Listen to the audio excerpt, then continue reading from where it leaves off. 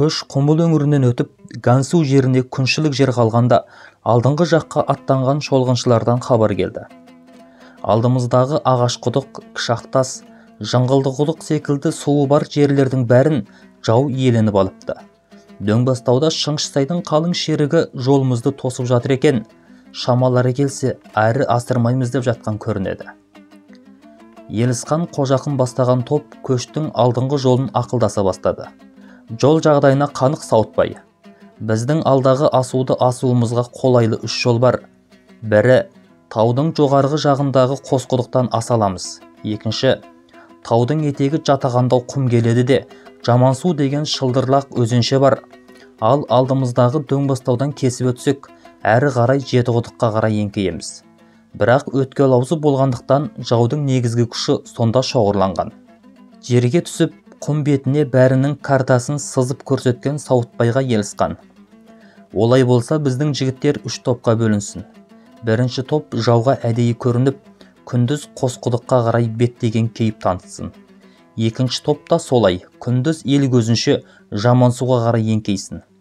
Қас қарайып түн болған соң екі қанаттағылар жалт беріп, ортаңғы қанатқа қосылсын. Сонда жау екі қанаттың бірінен өтеді, ортадан қорықты деп есептейді. Әрі әскерлерінің бір бөлімін екі қапталға жібереді. Біз сол кезде ортадан соғамыз. Дөңбастаудың асуын тартып алып, жаудың қалған әскеріне бүйдей тиісеміз. Жұрт Елісқанның ақылын бір ауыздан қуаттады. Соғысқа Қожақын жетекшілік ететін болды. Жігіттердің күндізгі жер шалып білген мәліметін негізінде бір бөлім қарулы қосын жол ашуға, аз бөлім адамдар көштің алдартын қорғауға жауаптанды да, түн жарымынан өте бере соғыс бастау көзделді. Осы бойынша таң атар атпасқа дейін жаудың негізгі күшін талқандасақ, көш жерге жарық түсе асуды асып кетеді деп есептеді. Баркөлден сытыла шыққанда өздерін көлденең таудың күнгейінен асырғысы келмей, жол тоса соғысқан азғантай шолғыншыны қырып тастаған Елісқан жігіттерінің қолының қышуы қанбай жаусырап келе жатқан бет еді. Жау бекінісіне таянғанда аттарын артқа қалдырып, 5-6-дан жеке-жеке топқа бөлініп, қоңыр адырлардың арасымен жықпыл-жықпылды қуалап еңбектей жөнелді. Төбесіне шырақ жағылып, тастан қаланған ортадағы ат сұясы жаудың ең негізгі күші шоғырланған жер болатын. Қасқа маңдайдан соғу үшін Қожақын бірінші болып жақындады. Оның мылтығы сайрамайынша ешкімнің оқ атуына болмайды. Екі-екіден біріккен күзеттегі 4 шерік кезек-кезек айқасып, айналасына сақтықпен көз тігеді.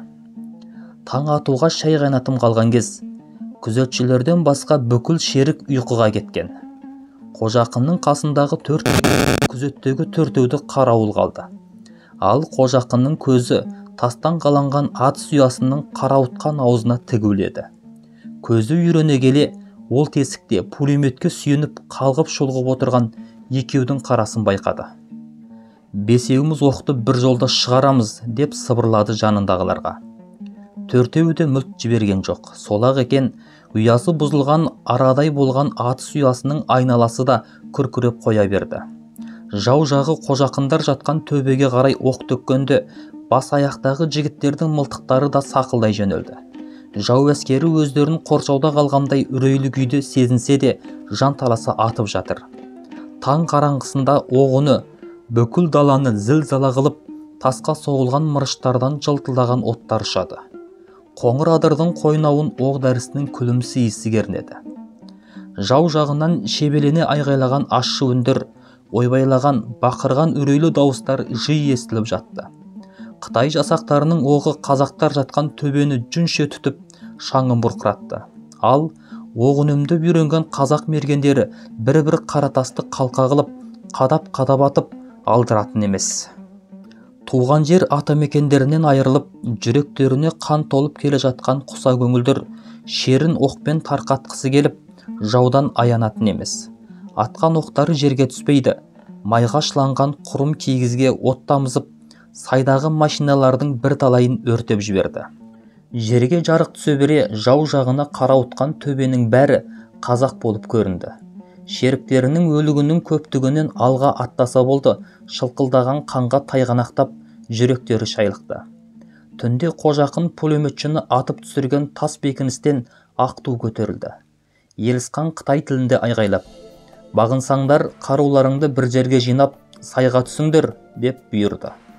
Жау әскері сүлмірейіп қаруларын тапсырып, қолдарын көтеріп, жотаның бауырына жиналды. Мейманасы тасыған қазақ қолы төбе-төбеде қаруларын серт ұстап, қалт еткенді қағып жіберуге дайын тұр. Елісқан Қытай шерігінің әскер басын топ алдына шығарып тергей бастады. «Сендерді кім жіберді?» «Тақсыр, жоғарғының бұйрығымен, Шыңшысайдың жарлығымен». «Қанша адамсыңдар?» «Жиыны 1000 адам едік. 100 шақты әскеріміз Қосқұдыққа, 100 шақтысы Жамансуға кеткен. Қалғанымыз осында 300-400 адам тірі қалдық». Осыны айтқан шеріктердің бастығы көз қиығымен айналасына қарап, қазақ қолының саны межелей бастады. «Қап, әттеген-ай, мына иттің балалары азғана адам екен ғой. Атаманы да жап-жас жігіт. Енді біраз шыдап тірескенде әлдеқалай болар еді». Оның жапақтай қараған жанарынан ойындағысын сезіп тұрғандай болған Елісқан: «Менің армиям мынау таутастың бәрін алып жатыр», деп жымиды да, көз ұшында шұбыра көшіп, кезеңнен асып бара жатқан мал дауылды иегімен ұстап: «Әне, анау біздің әскердің қоры, жейтін азық-түлігі. Аз ба, көп пе екен?» деп шерік бастығына тігілді. Өздерінің алып жүретін азығымен есептегенде шынымен көп көрінді көзіне.